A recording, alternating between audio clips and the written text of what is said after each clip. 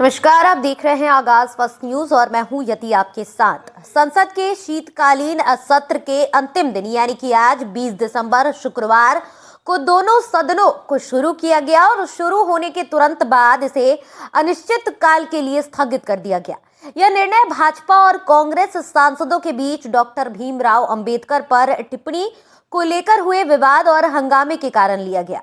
भारी हंगामे के बीच लोकसभा ने एक प्रस्ताव पारित कर वन नेशन वन इलेक्शन से जुड़े विधेयकों को संयुक्त संसदीय समिति यानी कि जॉइंट पॉलिटिकली जो पार्लियामेंट्री कमेटी होती है उसको भेजा है।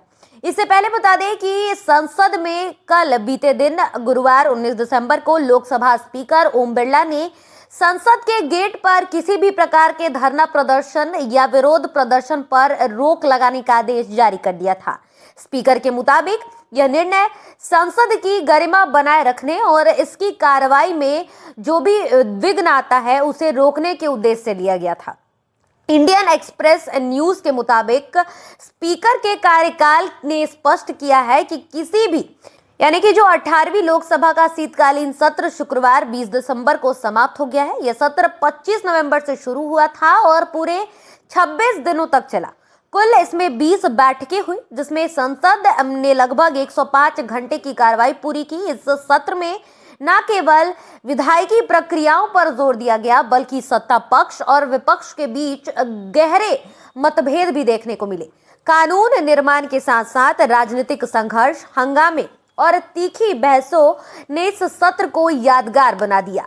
आइए अब विस्तार से इस बार का जो शीतकालीन सत्र रहा उसमें क्या कुछ उथल पुथल हुआ उसकी पूरी कहानी हम आपको बता दें। दरअसल लोकसभा और राज्यसभा का प्रदर्शन, लोकसभा की अगर प्रोडक्टिविटी की बात करें तो ये 54% रही, वहीं राज्यसभा की प्रोडक्टिविटी की अगर बात करें तो ये 41% दर्ज की गई। सत्र के दौरान कुल 4 बिल पेश किए गए लेकिन इनमें से कोई भी पारित नहीं हो सका। अब सबसे लंबा चर्चा किस बिल पर हुआ वो भी जान लीजिए। ये रहा वन नेशन वन इलेक्शन पर। सत्र में 129वीं संविधान यानी कि संशोधन बिल को पेश किया गया जो कि एक देश एक चुनाव की अवधारणा से जुड़ा है। बिल की समीक्षा के लिए 39 सदस्यीय ज्वाइंट पार्लियामेंट्री कमेटी यानी कि जेपीसी का गठन, लोकसभा से 27 और राज्यसभा से कुल 12 सांसद इसमें शामिल किए गए हैं।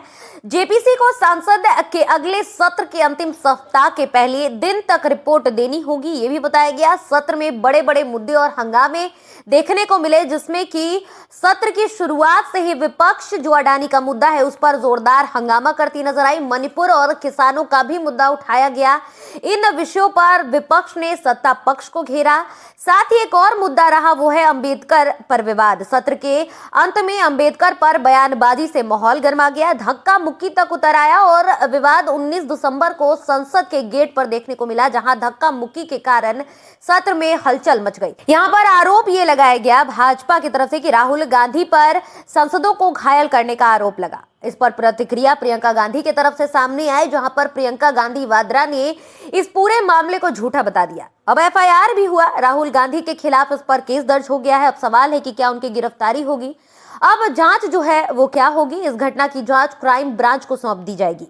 तो कुल मिलाकर देखिए तो सत्र हंगामेदार रहा। लोकसभा स्पीकर ओम बिरला ने सांसदों को संसद भवन के गेट पर प्रदर्शन करने से सख्त मना कर दिया। उन्होंने सदन की गरिमा बनाए रखने की अपील की है और कार्रवाई को अनिश्चित काल के लिए स्थगित कर दिया।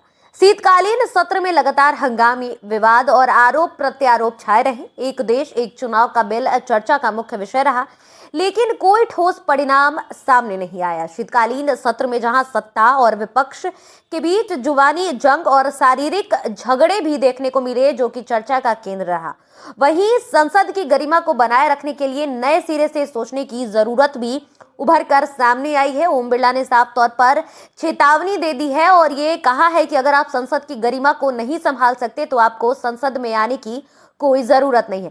तो इस बार का शीतकालीन सत्र बता दें कि 26 दिनों का चला और ऐसे में तमाम उथल पुथल कई मामले सामने आए। क्या कुछ खास रहा इस बार के शीतकालीन सत्र में हमने आपको इस वीडियो में बताया। फिलहाल इस खबर में इतना ही। देश दुनिया और बिहार झारखंड की तमाम खबरों को देखते रहने के लिए बने रहें आगाज फर्स्ट न्यूज के साथ। धन्यवाद।